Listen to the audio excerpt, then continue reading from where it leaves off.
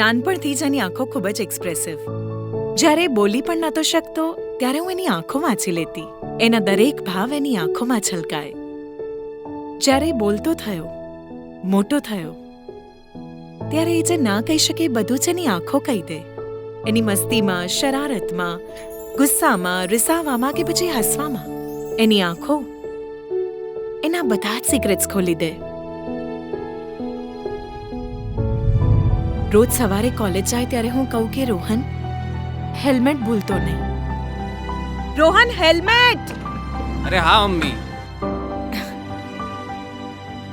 હા મમ્મી કે પણ ક્યારેક જ લઈ જાય. ગયા મહિને કોલેજથી આવતા રોહનનો રોડ એક્સિડન્ટ થયો. એ દિવસે હેલ્મેટ નહોતી પહેરી. ઘણું વાગ્યું. ડોક્ટરોએ એને બચાવી લીધો એવું લાગ્યું. But he was declared brain dead. એ આંખો ખોલે પણ ઓળખે જ નહીં.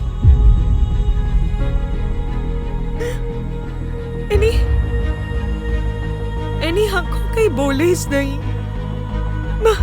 મારાથી રિસાઈને જાણે એણે મૌન વ્રત લઈ લીધું હોય.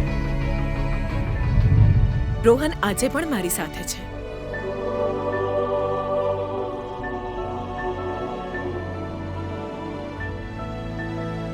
એક નહીં પણ 6 રોહન. એની બંને આંખો, કિડની, હૃદય અને લીવર અમે ડોનેટ કર્યા. મારો એક રોહન આજે 6 લોકોમાં જીવે છે.